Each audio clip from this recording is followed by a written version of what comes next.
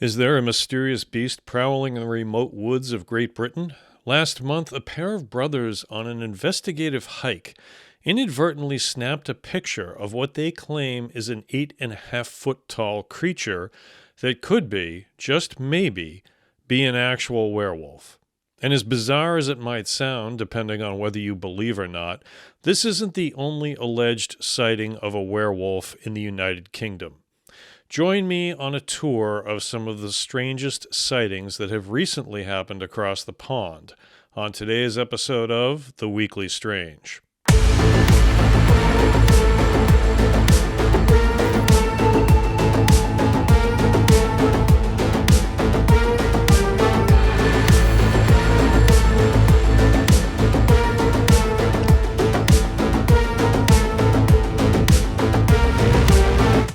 Hello, everyone, and welcome to The Weekly Strange. I'm your host, John F. Murs, author, actor, adventurer. Have we all seen the classic horror film An American Werewolf in London? I mean, it's something of a classic, right? John Landis, who would go on to achieve fame for directing the Michael Jackson video for Thriller, got his start making cult favorite films, and An American Werewolf in London is probably his best known. But was Landis onto something? Sure, the moors are a remote and inhospitable area, but England also has some truly deep, dark forests that might also hold secrets of their own. Is the notion of a lycanthrope prowling the woods after dark really as fantastical as it might sound? Or does your belief system have some flexibility to it, especially as the sun starts to dip below the horizon and the inky darkness starts to fill the void? For brothers Philip and Ronald Kinsella, late last month was the perfect time to plan a hike to the area called Danes Dyke in northeastern England. The weather was a bit overcast, but bits of dappled sunlight came through the trees as they walked the remote forested area near Bridlington. Danes Dyke measures roughly 150 acres, which, by American standards, isn't all that large, especially when we routinely talk about our cryptid phenomena here having access to ranges in excess of hundreds of thousands of acres. But I'm not convinced that a larger land area equates to stronger possibility of a creature actually existing. And if we mix in the idea of a cryptid with the supernatural, then all bets are off. Now, the Danes Dyke Nature Reserve is situated near the coast, on the southern part of a promontory that juts out into the North Sea, as you can see by this picture here. The area is served by two main roads and then a few smaller ones, but it's few and far between. There are gorgeous, picturesque cliffs that line sandy beaches, a golf club, but then those give way to dense forests just a few hundred yards back from the water. And it's within those boundaries that Philip and Ronald were hiking with another paranormal investigator, researching the variety of claims that have plagued the area over the years, including werewolf sightings. The afternoon was giving way to evening when Philip was taking a few pictures of the area, given that the lighting conditions were quite agreeable at the time. The brothers concluded their hike and went their separate ways, with Philip returning home, where he proceeded to sort through the pictures he'd taken on his phone. As he did so, he came across one that immediately shocked him. According to Philip, he said, "There was nothing there at all when I took the picture. That's what shocked me." The picture he was referring to allegedly shows something very tall, estimated to be at least 8 feet, rising out of a ridgeline with a strange sort of halo around the periphery of its hairy head. Okay, now, when I look at this picture, it looks to me like this is a person wearing a shirt or perhaps a light windbreaker, and their hair, which is pretty long, simply appears to be catching the same sunlight that the plants around this thing are catching. I'm not exactly seeing a werewolf here. But according to Philip, he says people expect a werewolf to look like something from the movies, snarling and furry. but sometimes they appear more human-like. And look, I know that to be true, because back when I was in the Boy Scouts, my friend's dad was a chaperone on a weekend camping trip, and this guy was totally bald. But when he took off his shirt to go swimming, he had a 3-inch thick mat of hair that covered his back and chest. Scared the crap out of me. I told my pal, dude, your dad is like a werewolf, and pretty much everyone agreed with me. So definitely going to agree with Philip on that one. But back to the werewolf in question here. As I mentioned, the brothers were in this area along with paranormal researcher Paul Sinclair, who was apparently talking to the brothers about the spate of recent werewolf sightings in the area. As far as I know, Paul hasn't commented on the picture in question, but it did send me down a bit of a rabbit hole to see if there were indeed other werewolf sightings in the area from recent times. And here's the thing. I didn't have much luck, aside from a lot of instances that there are, in fact, a lot of reports of strange paranormal activity in the area around Danes Dyke. And here's the thing. A lot of times in instances like that, I usually assume that one person or website or news site purports that there's a history, and then another website or person sees it and repeats it, and before you know it, the entire region is supposedly lousy with werewolf sightings, when in fact, it might be far less than that. Now, with that said, there are a fair number of sightings of werewolves across the UK.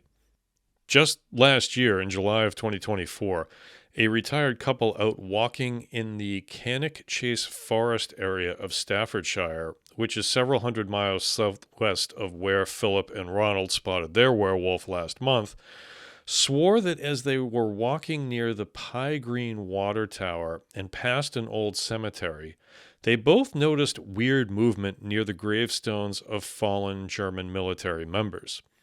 The husband told investigators that, quote, "It must have been 8 feet tall and it was incredibly broad.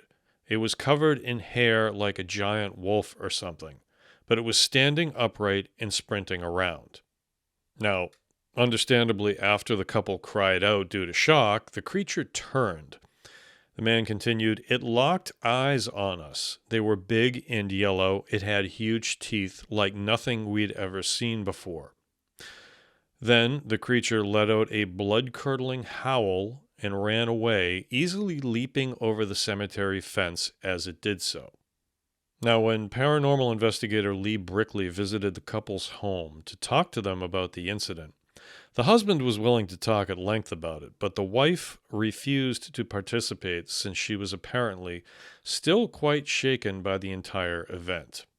Brickley insisted that the husband recounted the events of the night in question with shaking hands and that, quote, "While there's no logical explanation for such occurrences, the sheer number of witnesses surely prove there really is something in the woods." Okay, I mean, maybe. Just because a lot of people say something happened doesn't mean it actually did, unless you happen to have verifiable evidence that can stand up to scientific scrutiny. I mean, I don't mean to rain on Brickley's parade here, but I am 100% confident that I could go out right now down the street to the closest town and find at least 1,000 people who say that the moon is made of cheese. But that certainly doesn't make it so. And I find that assertion to be silly, quite frankly. It doesn't bolster the veracity of something simply because a bunch of people say it's true. I mean, seriously. Look at how many nitwits try to rewrite history each and every day in this country alone. Now, that being said, Cannock Chase is actually known as one of the most haunted forests in the UK. All manner of strange events and sightings have been taking place there for years. These include supposed werewolf sightings, something called Pigman, which is giving me Seinfeld flashbacks, even Bigfoot and UFO sightings. In the 1960s, the bodies of 3 young girls were located there. The murderer, Raymond Leslie Morris, was finally arrested while trying to abduct a fourth girl. He died in prison in 2014. And then there are reports of the black-eyed girl, and I'm not sure if there's a relation between her and what I covered in the last episode, but there you go. It also has Castle's Ring, which is a 2,000-year-old ancient monument. And because of all this and more, many people believe that Cannock Chase is one of those places in the world where the veil that separates one plane from another is especially thin, which accounts for all of its paranormal activity.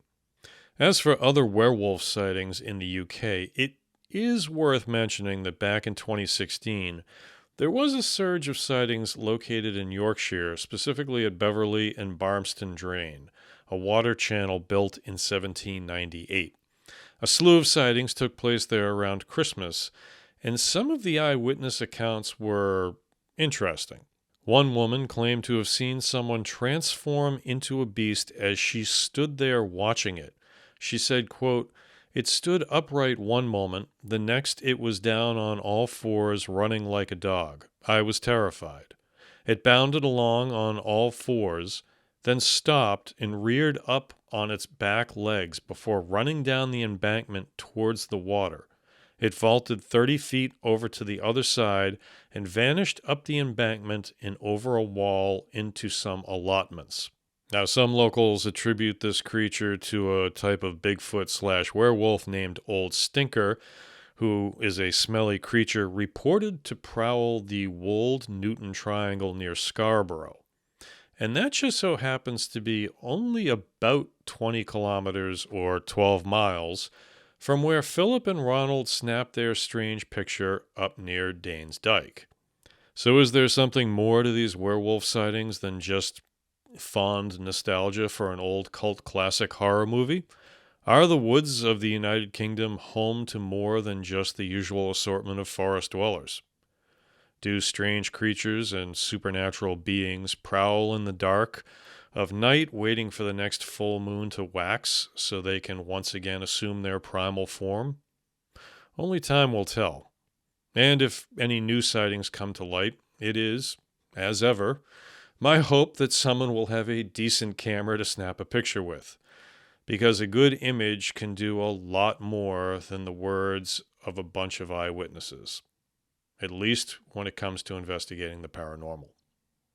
Okay, that's going to do it for this episode of The Weekly Strange. As always, if you enjoyed the show, I'd appreciate it if you subscribe to the channel, like the video, and turn on the notification bell so you don't miss any of my new uploads. Share this video with any like-minded enthusiasts, scripted fans, people who are interested in the paranormal and the unexplained, so we can grow the channel together. And don't forget to check out those new membership perks for those who join the channel. I'll be launching a new series of member-only videos very soon. But for now, thank you for watching and listening. I will see you next time on The Weekly Strange. Good night.